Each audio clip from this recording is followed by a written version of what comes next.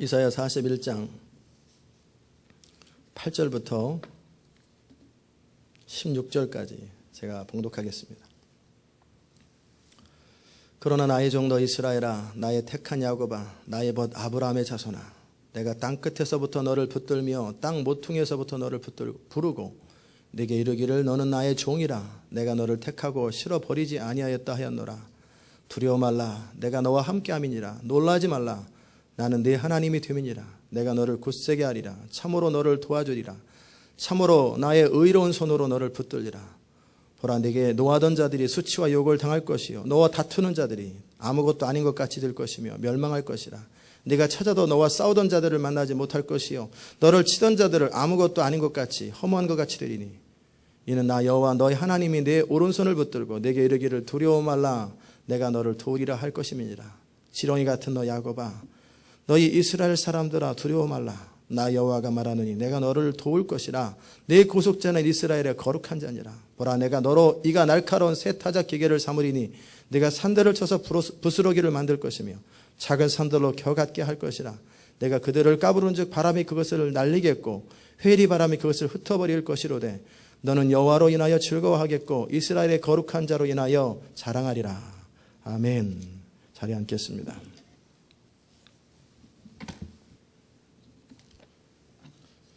주의 은혜가 이 아침에도 우리에게 임하게 하소서.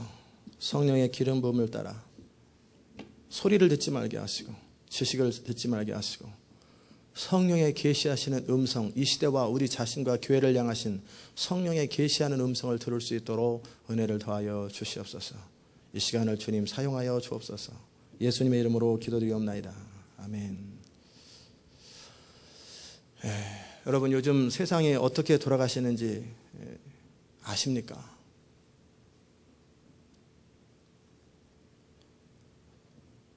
우리가 살고 있는 이 세상은 겉으로 보기에는 멀쩡해 보이지만 그 영적인 또 속의 사정은 심각한 위기를 맞이할 것입니다.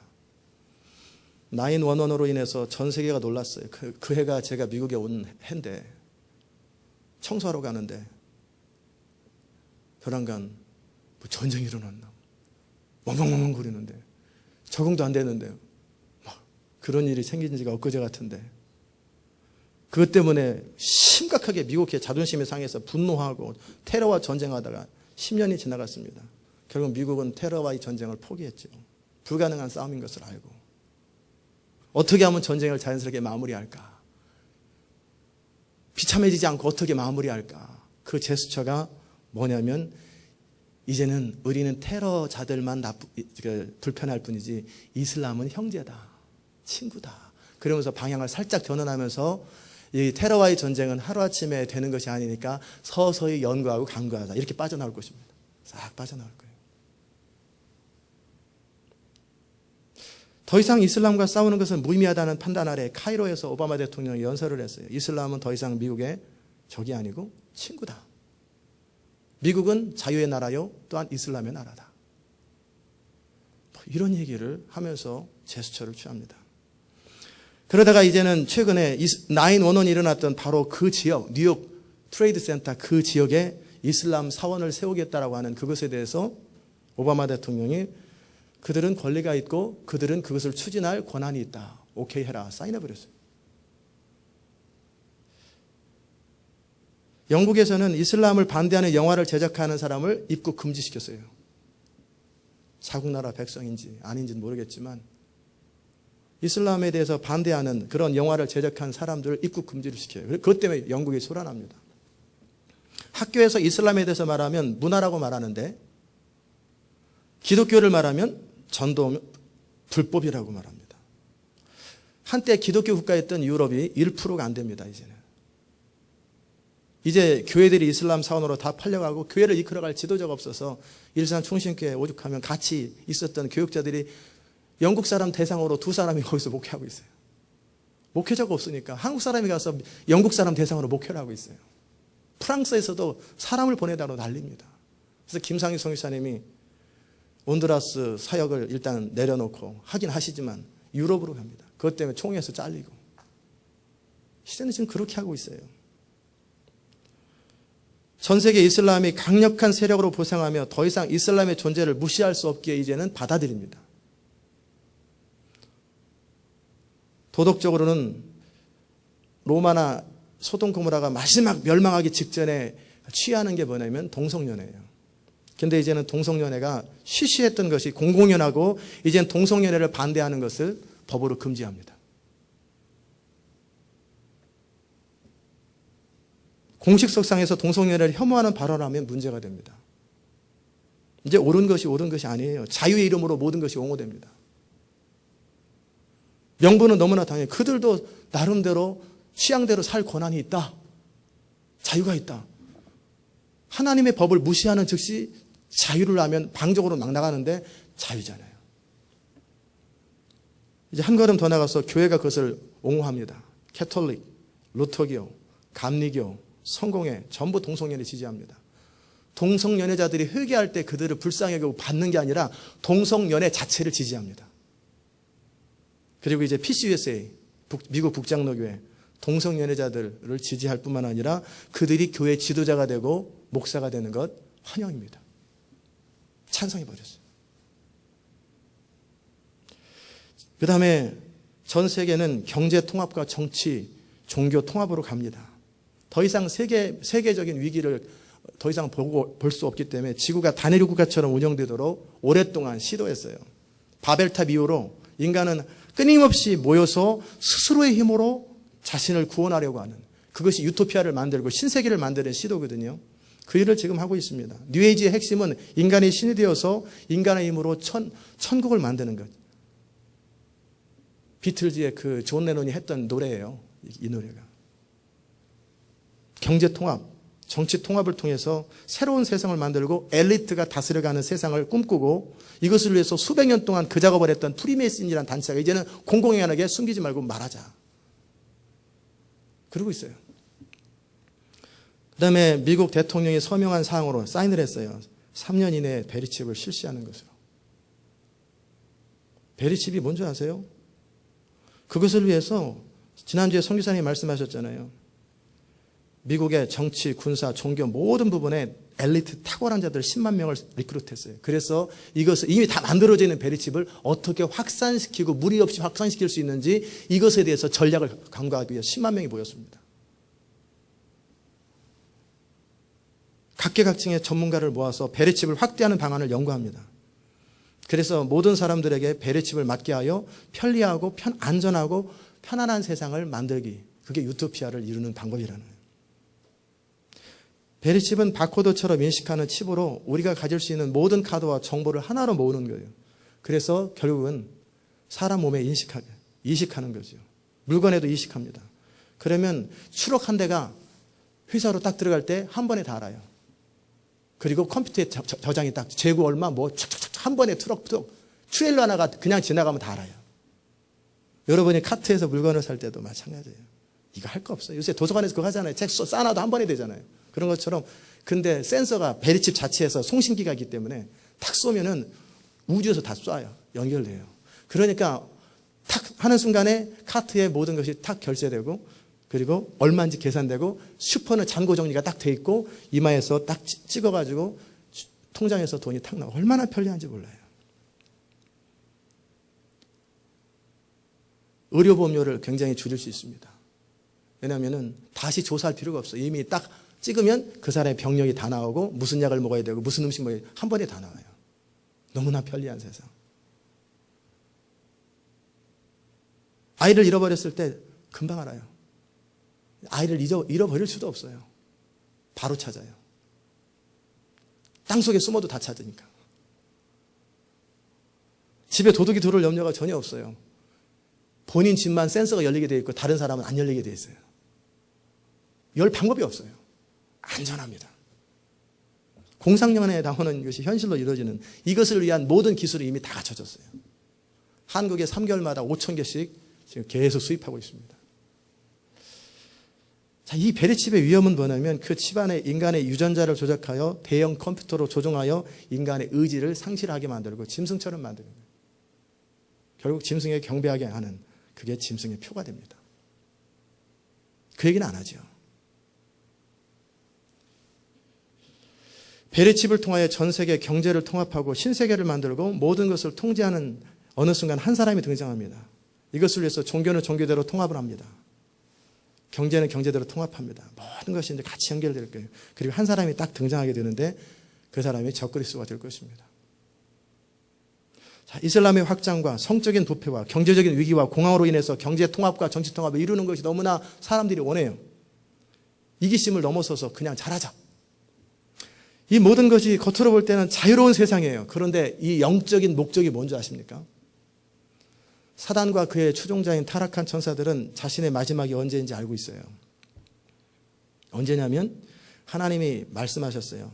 모든 민족에게, 모든 족속에게 복음이 전해지면 그때야 끝이 오리라. 이건 하나님의 룰이에요. 그러면 그들 입장에서 뭐를 하면 되겠어요?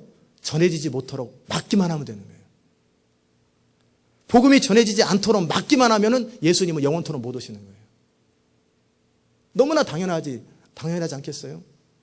전 세계에 복음이 전해지고 있습니다. 18세기, 19세기에 선교의 위대한 시기에 전 세계 반에게 복음이 전해졌어요. 그리고 지난 20세기에 급속도로 전해져서 3,000개 미 정도 종족만 남았습니다. 그런데 이 전 세계 종족들이 10만 명을 단위로 계산해 본다면 한 종족을 10만 명 단위, 이전에 10만 명 이내의 종족들은 그냥 옆에 사람이 같이 이렇게 좀 하오르고 단위를 10만 명으로 하면은 미 전도 종족은 639개 종족이 남았습니다. 그리고 이것의 영적 스피리추얼 매핑도 다 끝났습니다.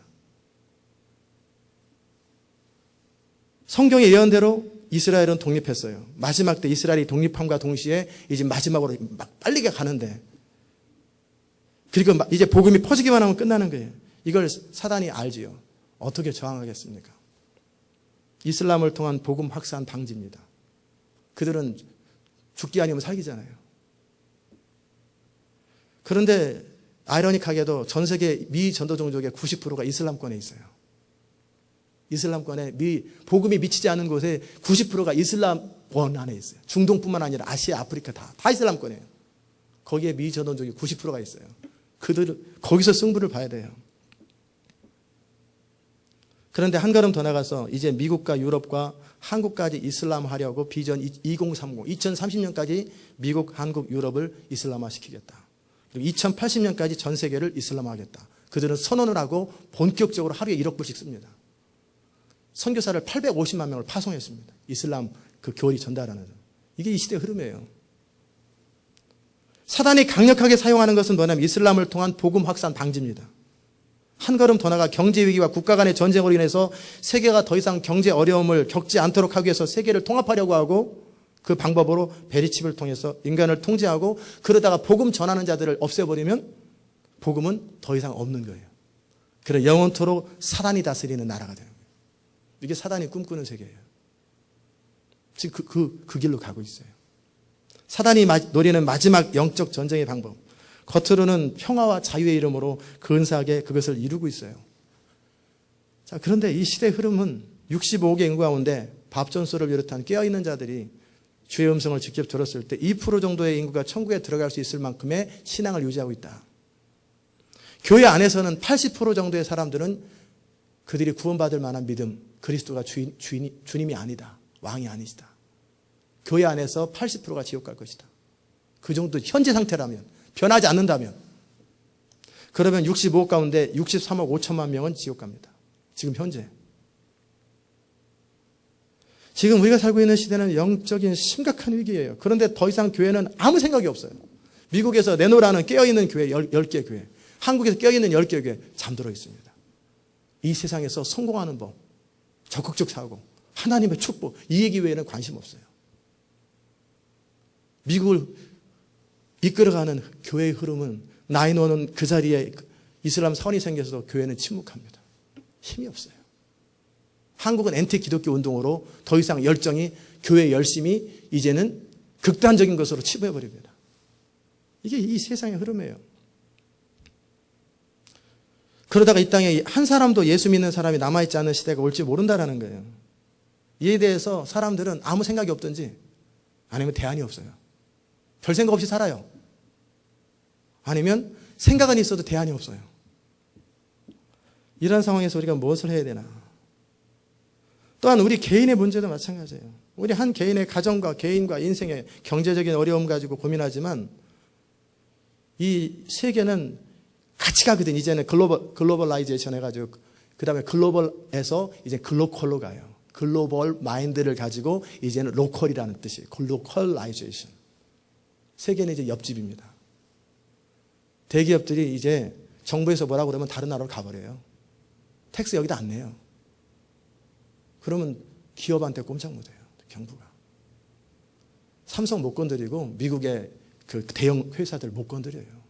그냥 철수해버리는데 어떡하겠어요. 다른 나라 가서 인정받는, 땅 주고 다 인정받는 곳에 딱 가버리면 끝이거든요. 그걸 누가 맡겠어? 자유인데. 이 시대예요. 이런 시대.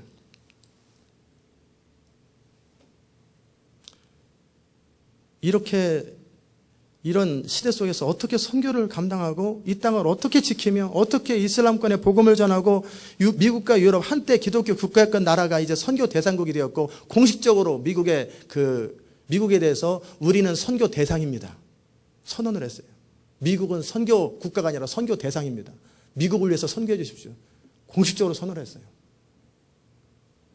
어떻게 이런 흐름을 바꿀 수 있을까?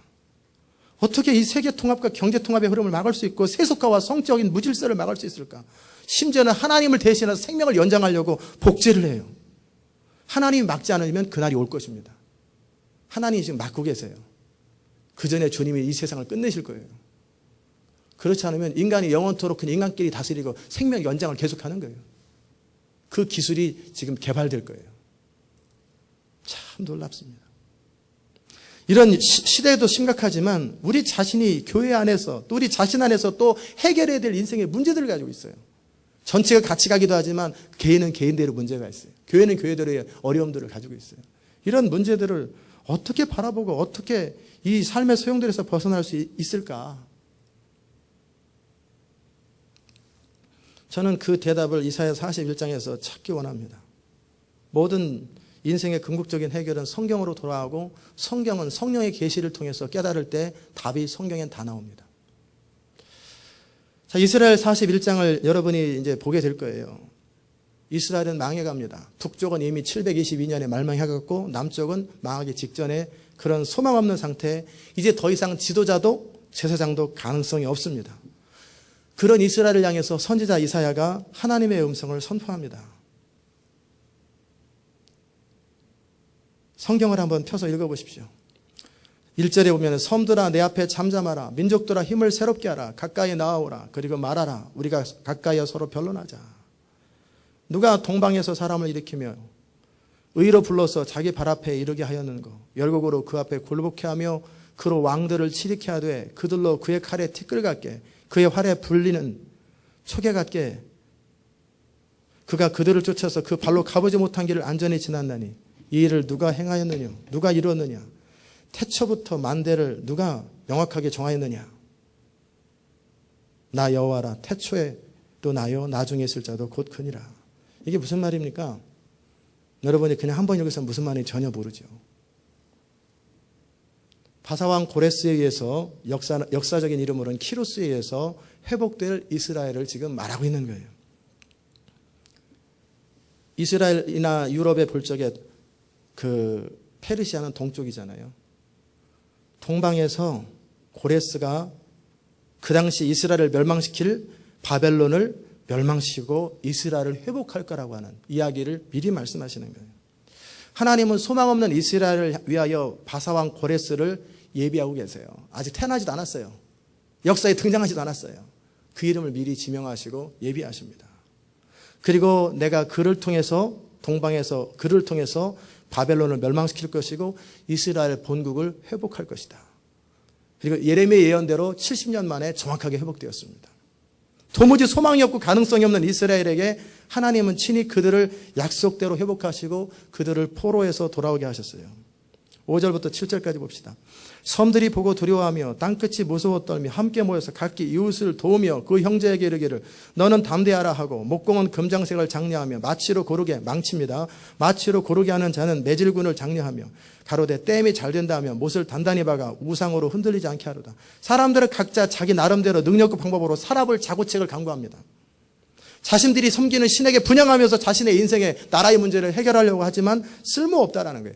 하나님의 능력이 이 모든 것을 이루실 것이다. 그리고 하나님은 소망 없는 이스라엘에 대해서 위로와 회복의 말씀을 주십니다. 8절 9절 보세요. 그러나 나의 종 너 이스라엘아, 나의 택한 야곱아, 나의 벗 아브라함의 자손아, 내가 땅 끝에서부터 너를 붙들고 땅 모퉁이에서부터 너를 부르고 네게 이르기를 너는 나의 종이라, 내가 너를 택하고 실어버리지 아니하였다 하였노라. 하나님은 그 택한 이스라엘 자손들을 징계하시고 그들이 우상 숭배하는 모든 죄악을 돌이키게 하시지만 그들을 버리시지 않았다라는 거예요. 그들이 소망 없는 그때 내가 그들을 구할 것이고 그들을 구원할 것이다. 하나님이 택한 야곱은 자격 없는 자의 특징이잖아요. 자격 없는 인생. 택하신 야곱의 족속들, 그리고 하나님 말씀에 순종했던 아브라함의 후손들을 버리지 아니하고 내가 그들을 구원할 거라고 주님 말씀하시는 거예요. 10절 보십시다. 두려워 말라, 내가 너와 함께함이니라. 놀라지 말라, 나는 네 하나님이 됨이니라. 내가 너를 굳세게 하리라. 참으로 너를 도와주리라. 참으로 나의 의로운 오른손으로 너를 붙들리라. 하나님께서 포로에 잡혀있는 소망 없는 이스라엘, 망해버린 이스라엘, 아무도 그들이 회복될 거라고는 상상조차 하지 못하는데 하나님은 전혀 예기치 않은 방법으로 그들을 회복하십니다. 70년의 기한이 되었을 때 다니엘이 또 기도를 사용하시잖아요. 하나님은 하나님의 뜻을 이루기 위해서 기도하는 사람을 사용하시되 다니엘의 기도를 사용하십니다. 70년의 기한이 이르다라는 것을 그 근처에서 어느 날 성경 보다가 깨달았어요. 70년이 다 됐네? 기도해야 되겠네? 다니엘에게서 21일 동안 금식하며 기도하는 거예요. 그 기도를 사용하시고 하나님은 이스라엘을 회복하십니다. 그리고 포로에서 귀환했어요. 자유롭게 가도록. 그리고 모든 성전의 기구들을 다 가져가라. 그리고 이사 비용까지 다 줘요. 정착 비용까지 다 줍니다. 이럴 줄은 전혀 몰랐는데 하나님은 이렇게 하나님의 뜻을 이루셨어요. 이스라엘을 괴롭혔던 그들을 진노하시고 멸망하게 하시고 100년도 못해서 멸망해버렸어요. 바벨론이. 지렁이까지 밟혀버린 야곱의 후손을 새롭게 하신 거예요. 11절에서 14절 읽어보십시다.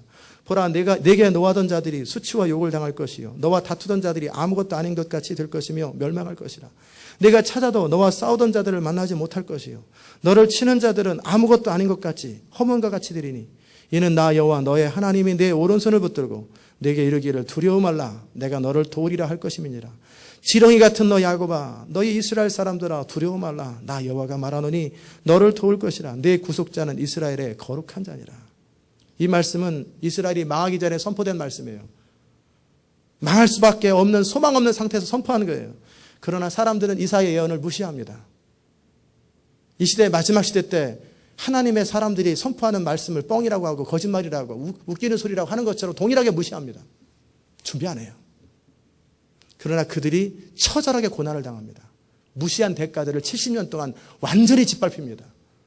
아버지 보는 앞에 자식들이 죽어나가고 부인이 다른 남자한테 뺏겨가고 그 비참한 걸 다 경험하는 거예요.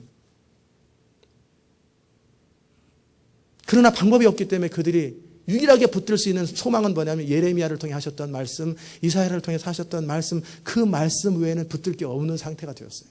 소망이 없어져 버린 상태예요. 바로 그때 택한 이스라엘 아브라함의 후손 야곱의 자손들을 버리지 아니하시고 마침내 멸망해버린 그들을 구원하시고 회복하신 것입니다. 15절 16절 읽어보십시다. 보라, 내가 너로 이스라엘을 말합니다. 날카로운 새 타작 기계를 삼으리니 내가 산들을 쳐서 부스러기를 만들 것이며 작은 산들로 겨같게 할 것이다. 내가 그들을 까부른즉 채로 까부르듯이 바람이 그것을 날리겠고 회로바람이 그것을 흩어버릴 것이로되 너는 여호와로 인하여 즐거워하겠고 이스라엘의 거룩한 자로 인하여 자랑하리라. 이건 영적 전쟁을 말합니다. 사단이 아무리 이스라엘을 멸망시키려고 하고 하나님 나라의 핵심인 이스라엘 그리고 그들 가운데 나타나실 예수 그리스도의 길을 회방하려고 하여도 결국은 하나님은 하나님의 뜻을 이루신다라는 거예요. 이스라엘의 승리, 하나님의 승리를 말하는 것입니다. 여러분, 하나님은 어떤 환경 속에서도 대안이 있으세요. 우상 숭배하며 하나님을 신뢰하지 못하고 율법을 떠난 이스라엘, 타락한 이스라엘을 징계하시되 아시리와 바벨론을 통해서 확실하게 징계하셨습니다. 조금도 변명하지 못하도록 확실하게 징계하셨어요. 그러나 그들을 버리지 않으셨어요. 이스라엘은 끝까지 망하기 직전까지, 그리고 망할 때까지, 망하고 나서까지도 어떻게 하냐면 하나님을 신뢰하지 않습니다.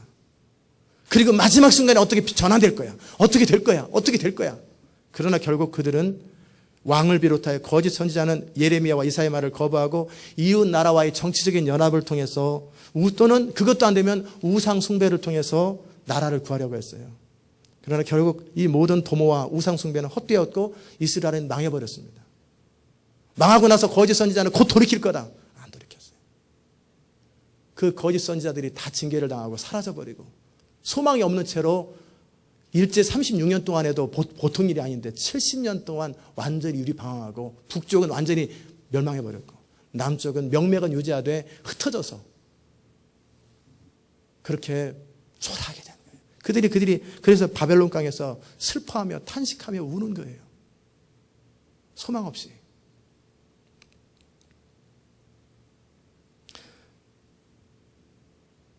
세상은 그들을 바라보면서 출애굽을 했고 뭐 다윗의 영광, 하나님의 나라 어쩌고저쩌고 다 거짓말이구만. 세상은 이스라엘을 무시했습니다. 하나님의 나라를 무시했어요. 열방은 하나님을 인정하지 않고 하나님을 대적합니다. 하나님 나라는 끝이 난 것 같았어요. 열방들은 하나님을 향해서 비웃습니다. 그런데 하나님의 그 놀라운 역사는 이스라엘이 하나님을 떠나 우상 숭배하며 스스로 힘으로 하나님의 나라를 이루려고 할 때 그 모든 시도를 거절하시고 그들을 버려버리셨어요. 결국 이스라엘은 망했지요. 포로로 잡혀갔어요. 그런데 정확히 70년 만에 하나님의 예언대로 그대로 회복됐어요. 아무도 생각하지 못한 방법으로.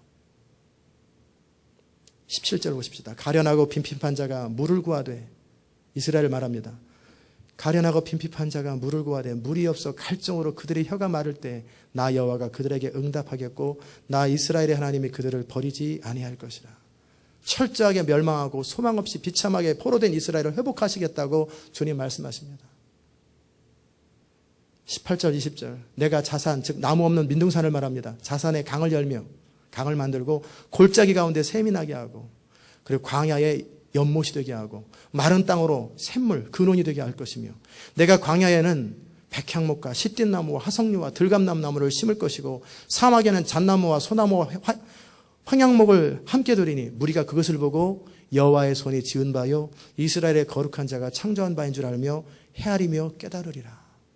이스라엘은 할 수 없는 것을 완전히 항복해버렸어요. 그리고 비참하게 소망 없이 있을 그때에 하나님이 이 모든 일을 다 하셨다라는 거예요. 다 하셨다. 하나님께서 스스로의 의로움을 자랑하며 하나님을 섬기기보다 자기 편한 대로 우상을 섬기는 그리고 인간적인 방법으로 나라를 유지하려고 하는 모든 시도를 패하게 하십니다. 철저하게 그들이 낮아졌을 때 그들을 하나님의 방법으로 회복하시는 거예요. 그래 다시는 자기를 의지하지 않는 상태, 도무지 자기의 의로움, 자기 생각 어쩌고저쩌고 뭐 이러니 맞네 틀리네 뭐 기분 나쁘네 좋네 이런 거 말할 수 없는 상태. 그것도 아직 잡을 게 있을 때 자존심 부리는 것이고 아직 객기 부리는 거예요. 그러나 탁 깨져버리면 그런 것도 사라져버려요. 완전히 망해버리면 그것도 사라져버려요. 완전히 망해버린 그들 상태. 그리고 하나님의 약속 외에는 소망이 없는 그 상태. 바로 그 상태에 아무도 예측하지 못한 방법으로 하나님은 하나님의 역사를 이루시는 하나님이세요. 여러분, 하나님을 단지 지식으로 교리로 알지 마시기 바랍니다. 저는 인생을 통해 처절하게 깨어졌고 소망 없는 상태에서 비참하게 땅바닥에서 기면서 하나님 앞에 깨졌던 사람이에요. 그러지 않고는 하나님 앞에 우리의 교만함을 깨트릴 수가 없어요. 저는 완전히 땅바닥에서 울부짖으면서 죽음을 호소하고 그렇게 울부짖었고 그런 과정이 다 지나갔어요. 더 이상 자랑할 수 없는 그런 상태를 겪었어요.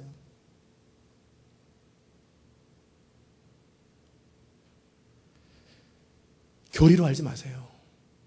하나님이 구원하실 것입니다. 하나님은 우주를 창조하십니다. 하나님은 전능하십니다. 다 교리예요, 교리. 그것이 삶을 구원하지 못해요. 지식은 능력이 없어요. 우리 삶을 새롭게 할 대안이 아니에요. 지식은 지식일 뿐이에요. 철저하게 삶으로 하나님을 경험하세요.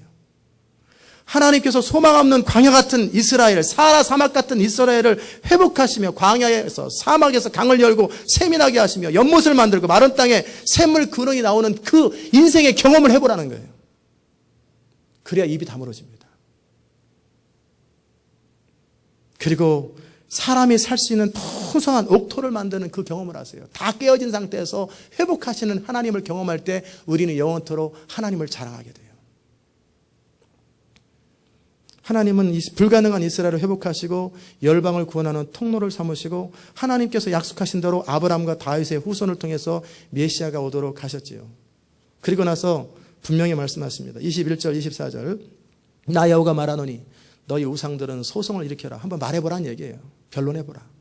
야곱의 왕이 말하노니 하나님입니다. 야곱의 왕이 말하노니 너희는 확실한 증거를 보이라. 장차 당할 일을 우리에게 진술하라. 또 이전의 일을 어떠한 것도 구하라. 한번 말해보라는 거예요. 우리가 연구하여 그 결국을 알리라. 혹 장래사를 보이며 혹 미래사, 후래사를 진술하라. 너희 우상들아 너희가 신인 걸 한번 알려봐라. 복을 내리든지 화를 내든지 한번 뭐든지 뭐라도 한번 해보라는 거예요. 우상을 향해서. 그럼 우리가 함께 보고 놀랄 것이다. 과연 그런데 너희는 아무것도 아니고 너희 일은 허망하며 너희를 택한 이스라엘은 가증하니라. 하나님께서 모든 우상에 대해서 말씀하신 것입니다. 너희가 내 백성을 속이고 마치 그들을 구원해 줄 것으로 약속하였는데 너희가 무엇을 했는지 말해보라는 거예요. 사단은 이스라엘을 하나님을 떠나 속임으로 가나안의 우상을 섬기게 하죠. 그런데 그 우상들이 이스라엘이 기대고 의지했던 우상들이 이스라엘이 멸망할 때 무엇을 했는지 어떤 행동을 했는지 보라는 거예요. 없다라는 거예요. 그리고 그런 우상을 섬기고 하나님을 버린 이스라엘은 가증하다. 심판이 딱 끝난 거예요. 우리 중심에 하나님 아닌 다른 것을 의지하는 것, 자신의 방법과 지혜를 의지하는 것, 결국 헛된 우상 숭배예요. 자기를 의지하는 사람의 특징이 기도 안 합니다. 겸손하지 않습니다. 자존심이 셉니다. 말 한마디 하면 픽 삐져버립니다. 이게 다 자기를 의지하는 거예요. 믿는 구석이 있어서 그래요. 결국 헛되게 될 것이에요. 하나님에 의해서 가증하다 심판을 받게 될 거예요. 우리 안에 있는 모든 그러한 시도는 결국 멸망이요, 실패요, 비참함. 이 사실을 철저하게 깨달은 사람만이 하나님께만 소망을 두는 거예요. 하나님께만. 25절 26절 읽어보십시다. 내가 한 사람, 고레스를 말합니다. 한 사람을 이렇게 북방에서 오게 하며 내 이름을 부르는 자를 해돋는 데서 오게 하였으니 동쪽이죠. 동북쪽을 말하는 거예요. 그가 이르러 방백들을 회산물, 즉 흙무더기, 회반죽을 말합니다. 방백들을, 나라 열방의 지도자들을 회반죽처럼 토기장의 진흙을 밟음같이 밟을 것이니 누가 처음부터 이 일을 우리에게 구하여 알게 하였느냐. 누가 이전부터 우리에게 구하여 이가 옳다 말하게 하였느냐. 능히 구하는 자도 없고 보이는 자도 없고 너희 말을 듣는 자도 없도다. 하나님은 고레스를 통해 열방을 철저하게 진멸했습니다. 방백들을 다 진멸했습니다. 모든 나라들, 하나님을 대적하고 비웃었던 나라들을 다 멸망시켜버렸습니다. 이렇게, 그리고 이스라엘을 비참하고 대안 없는 이스라엘을 회복시키셨습니다. 아무도 생각하지 못했어요. 바벨론 같은 그 강대국이 무너질 거라고는 아무도 예상하지 못했어요. 그러나 하나님의 정하신 때가 되니 예언대로 그대로 되었습니다. 마지막 본문을 보십시다. 내가 비로소 시온에 이르기를 너희는 보라, 그들을 보라 하였노라. 내가 기쁜 소식을 전할 자를 예루살렘에 주리라. 그런데 보니까 한 사람도 없더라. 들을 사람이 예루살렘에 없더라는 거예요. 내가 물어도 그들 가운데 한 말도 능히 대답할 지혜로운 자가 없도다. 과연 그들의 모든 행사는 공허하고 허무하며 그들이 부어 만든 우상은 바람이요 허탄한 것뿐이로다. 결국 하나님 외에 이스라엘이 의지하던 모든 방법, 지혜, 전략, 우상 숭배의 모든 것은 허무하고 헛되게 되었습니다. 오직 그들이 중심으로 깨어진 심령으로 하나님께 돌아오되 철저하게 낮아졌을 때 하나님께서는 이스라엘을 구원하셨고 그들이 하나님 외에 소망이 없고 의지할 분이 없다라는 것을 가르치셨어요. 그리고 그들을 회복하셨어요. 이렇게 회복되었던 이스라엘 백성들은 다시는 우상숭배 안 합니다. 그때 이후로 이스라엘은 우상숭배를 절대 안 합니다. 하나님만 섬깁니다. 그런데 또 하나의 아이러니가 뭔지 아세요? 그런 이스라엘이 우상숭배는 안 했는데 스스로의 의의를 의지하고 또 살더라는 거예요. 우리는 섬이다. 택한 백성이다. 그러다가 정작 예수님이 그들 가운데 임하니까 예수님을 십자가에 못 박아 버렸어요. 하나님을 거역함으로 사도 바울의 예언대로 열방으로 또 흩어져 버렸어요. 참 이게 인생이고 죄인의 후손입니다. 그들은 2000년 동안, 정확하게는 1900년 정도 하나님의 백성으로 살지 못하고 언약 밖의 백성처럼 비참하게 버려졌어요. 그들이. 그리고 영적 이스라엘인 교회를 통해서 하나님 나라를 회복하시고 지금까지 임하고 계십니다. 그들의 후손을 통해 예수님이 오시고 그들 가운데 핵심 남은 자들을 통해서 교회를 시작하시고 그 교회들이 이제는 이방인들에게 퍼지고 이 교회들을 통해 하나님 나라를 마무리 짓는 작업을 지금 하고 계시는 거예요. 이스라엘이 우상 숭배를 했을 때, 자기를 의지할 때 70년 동안 종살이 했는데 생각해 보세요. 스스로의 의로움에 빠질 때 1900년 동안 버려졌다는 거예요. 제가 왜 자기의 자존심을 왜 이렇게 깨트리는 줄 아세요? 우상 숭배보다 더 악한 게 자기의예요. 자기의 기준, 자기 생각으로 하나님의 뜻을 거역하는 것. 자기 옳다고 생각하는 것. 자기 스타일대로 하나님 앞에 거역돼. 이게 우상 숭배보다 더 악한 죄이네요. 왜? 선악과를 먹은 인간은 스스로 자기가 신이 되려고 그래요. 자기 판단과 자기 선택으로, 자기 생각으로 모든 걸 결정하려고 그래요. 제가 그것을 깨는 작업을 하는 겁니다. 제 부르심은 자기 의를 깨는 거예요. 사람들 앞에 항복시키는 거예요. 하나님 앞에 항복시키는 게 제 부르심이에요. 그래야 그들이 하나님을 의지하게 돼요. 우상숭배는 70년 만에 회복됐어요. 그러나 자기 의 때문에 이들은 2000년 동안 방황하게 돼요. 자기 의가 그렇게 무서운 것입니다. 제발 폼 잡지 마세요. 착각하지 마세요. 하나님이 이스라엘도 버리셨는데 시온의 영광 어쩌고 저쩌고 다 그것도 믿는 사람들의 통해서만 하는 일이에요. 그래도 나를 통해 하시겠지. 착각입니다. 우리 없어도 하나님은 다 일하세요. 하나님 오직 겸손한 자들을 통해서만 일하세요. 철저하게 항복되어진 사람들을 통해서만 일하세요. 겸손하세요. 하나님을 대적하지 마세요. 저는 말씀을 선포할 때 제 목숨을 걸고 선포하는 거예요. 잘못 선포된 말씀 앞에 하나님이 저한테 징계를 내도 저는 감당할 각오로 말씀을 선포하는 거예요. 그냥 해보는 거 아니에요. 제가 전한 모든 말에서 전 책임을 져야 돼요. 여러분의 책임은 뭔지 아십니까? 그렇게 선포된 말씀 앞에 어떻게 반응하는가? 그건 여러분의 책임입니다. 어떻게 반응하는가? 저는 말씀을 전하는 자로서의 책임을 져야 되고 여러분은 말씀 앞에 반응하는 자로서의 책임을 지는 거예요. 아무도 피할 수가 없습니다. 철저하게 겸손하시고 또 겸손하세요. 때가 참에 하나님은 1948년에 이스라엘을 회복하시지요. 예수님의 예언대로 무화과 나무에 싹이 나는 것을 보면 여름이 가까운 줄을 아는 것처럼 이스라엘이 그렇게 망했다가 하나님의 정하신 때가 되고 그리고 온 열방 가운데 복음이 편만하게 어느 정도 퍼졌잖아요. 그런 다음에 이스라엘을 독립시키셨어요. 이게 마지막 피니시하는 작업이에요. 이제 우리가 살고 있는 시대는 마지막 하나님의 강력한 역사, 놀랍고 전혀 사단이 생각하지 못한 방법으로 역사를 이루시는 하나님의 손길을 볼 날이 우리 임박해 있어요. 제가 서두에 쭉 많은 이야기를 했죠. 하나님을 대적하며 하나님 나라가 완성되지 못하는 방향으로 이 시대는 흘러가고 있어요. 이것이 세상의 흐름입니다. 이스라엘이 망한 것처럼 이 시대도 소망이 없는 상태로 가고 있고 교회들은 소망이 없어져 가고 있어요. 교회는 무기력합니다. 종교형으로 가득 차 있습니다. 세상은 갈수록 하나님을 대적하고 하나님의 진리가 비웃음을 당하고 하나님의 진리를 대적하는 것이 너무나 당연하게 여겨져 있어요. 바로 이때 하나님은 놀라운 역사를 시작하실 것입니다. 하나님께서 이 마지막 때를 위하여 하나님의 사람들을 준비하고 계십니다. 이제 다가올 이 시대는 선지자들과 많은 깨어있는 자들을 통해 이미 예언한 대로 강력한 대붕이 임할 거예요. 하나님이 어떤 일을 행하실 때 말없이 그냥 이루는 게 아니에요. 그냥 하나님 말없이 이루면 되지 않아요. 단 한 번도 하나님이 미리 경고하고 미리 예언하지 않고 말한 역사 이룬 적은 단 한 번도 없어요.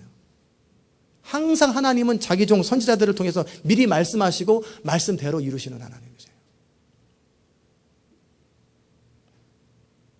그래서 모든 입을 막고 이것은 우연이 아니라 하나님이 친히 행하신 것을 드러내시는 거예요. 우리 교회는 마지막 시대의 흐름을 바꾸며 하나님의 영광을 열방 가운데 선포하기 위해서 세워진 교회입니다. 세상의 관점으로 보면은 자랑할 게 별로 없어요. 우리 시스템이 제대로 갖춰져 있습니까? 뭐 하나자. 제대로 된 게 뭐가 있어요? 가능성이 없어요. 뭔가 순진하게 뭐 해보려고 하는 그룹 같아요. 그저 외치는 메아리 같아요. 지들끼리 뭐 한다고 하는데 아무것도 없는 8년이 지나도록 혼자 지들끼리만 떠들고 그러다 지들 또 싸우고 떠나고 부하고 아무것도 아닌 것 같아요. 그러나 하나님께서 권능을 나타내시는 그날에 노아를 비웃던 모든 사람들은 멸망을 합니다. 그리고 초라해집니다. 예레미야와 이사야를 비웃던 모든 사람들은 부끄러워서 숨을 곳이 없게 됩니다. 하나님은 인간의 상식적인 방법으로 절대 역사 안 하십니다. 어떤 부흥도 상식적으로 추측하고 가능했던 방법으로 역사를 이룬 적이 단 한 번도 없어요. 하나님은 전혀 상식 밖의 방법으로, 전혀 예상하지 못한 방법으로 하나님의 역사를 이루셨어요. 그래서 하나님 그분만이 홀로 찬양을 받으시고 영광을 받으시는 분이에요.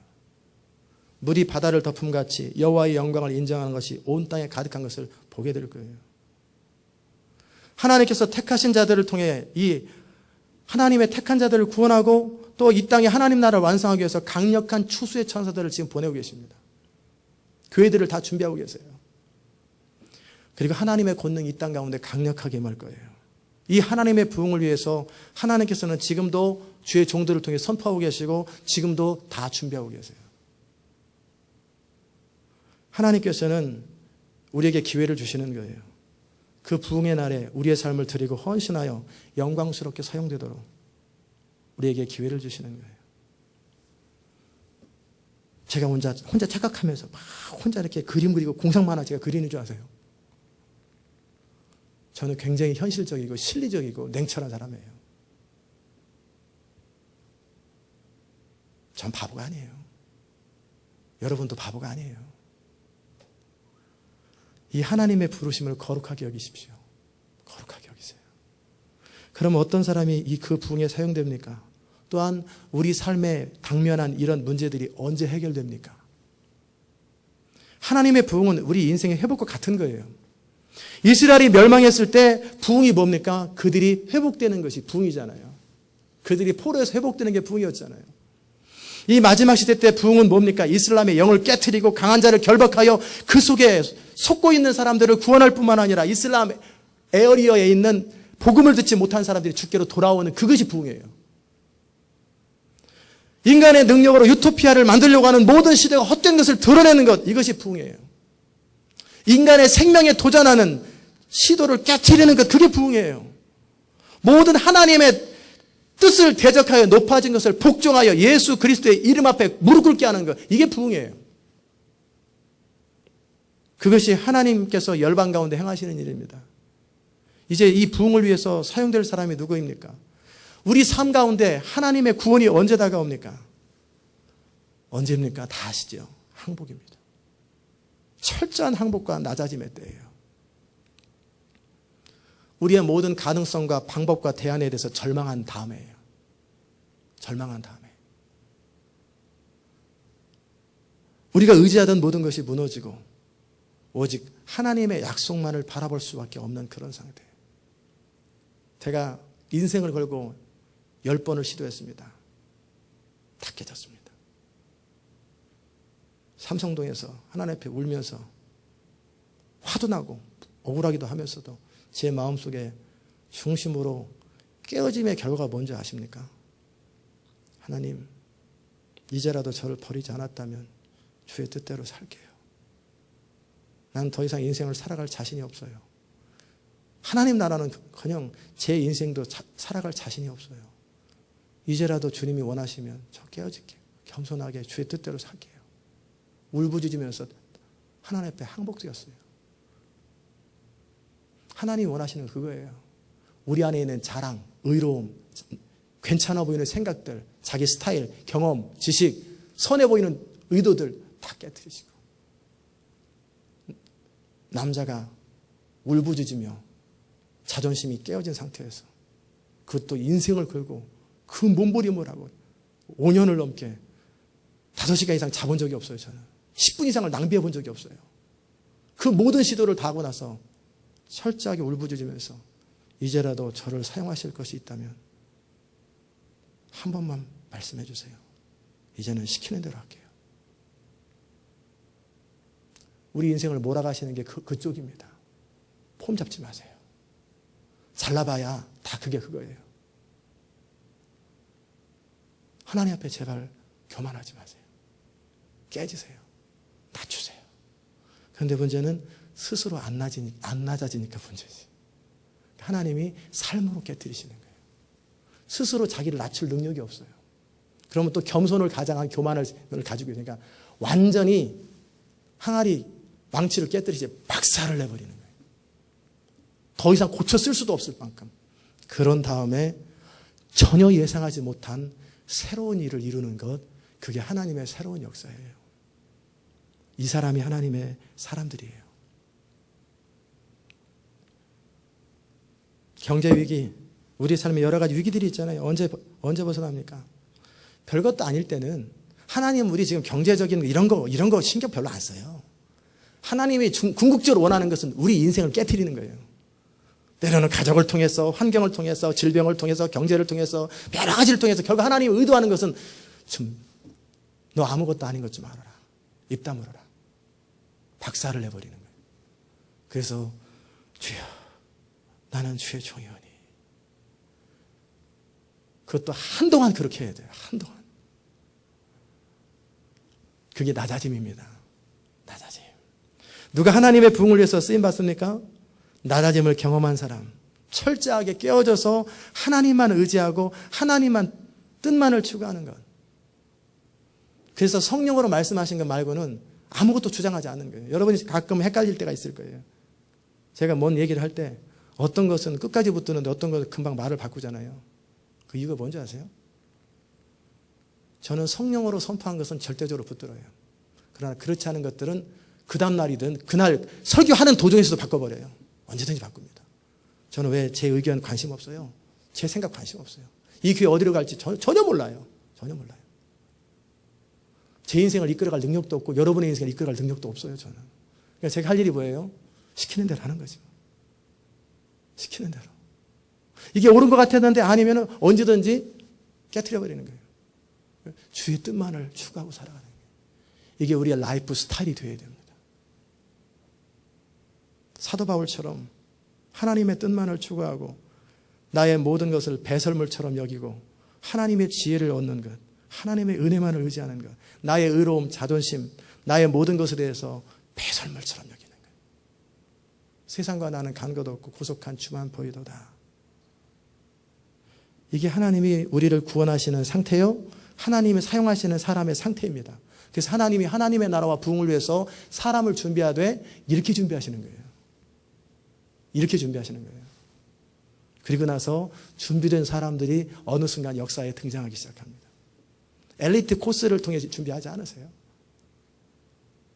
전혀 헤아릴 수 없는 방법으로 하나님은 각 사람을 준비하세요. 그런 다음에 하나님의 겸손한 하나님만 의지하는 사람들을 통해서 시대 마지막에 역사를 바꾸고 그와 함께 우리 인생도 역전이 되는 거예요.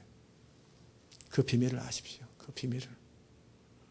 저는 바로 여러분과 제가 그런 하나님의 구원을 경험하기 원하고 하나님 나라를 위한 대안으로 쓰임받기를 정말 원합니다. 우리가 두려워하지 말고 놀라지 말아야 할 이유가 무엇입니까? 무엇인지 이제 아셨습니까? 하나님께는 항상 대안이 있으세요. 하나님께는 항상 대안이 있으세요. 그분은 전능하세요. 그분은 완전하세요. 이건 교리가 아니에요. 실제예요. 현실이에요.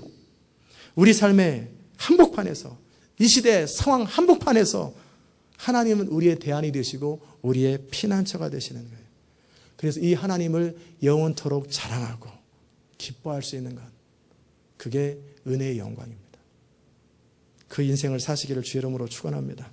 기도하십시다. 하나님 아버지, 주의 은혜를 인하여 감사합니다. 소망 없는 이스라엘이 하나님 앞에 그렇게 회복되었던 것처럼 이 시대가 너무나 소망이 없습니다. 어디를 봐도 소망이 없습니다. 우리 개인들도 소망이 없습니다. 그러나 주께는 소망이 있음을 고백합니다. 주께는 대안이 있음을 고백합니다. 바랍니다. 우리의 자존심, 의로움, 우리의 어떠한 것도 하나님을 대적하여 하나님의 쓰시기에 합당하지 못한 것들을 항아리를 깨뜨리듯이 다 깨뜨려 버리십시오. 가루처럼 만들어 주십시오. 그래서 우리 중심에서 하나님만이 왕이 되시고 하나님만이 구원자가 되시고 하나님만이 우리의 통치자가 될 수 있도록 주의 은혜를 베풀어 주시옵소서. 이 마지막 시대를 마지막 하나님의 부흥을 통해서 회복하기 원하시는 주님, 그래서 성령과 기름 부음을 부으시는 주님, 그 하나님의 부흥을 위하여 쓰임받는 교회로, 그런 개인들로 우리를 사용하여 주시옵소서. 감사드리며 예수님의 이름으로 기도드리옵나이다. 아멘.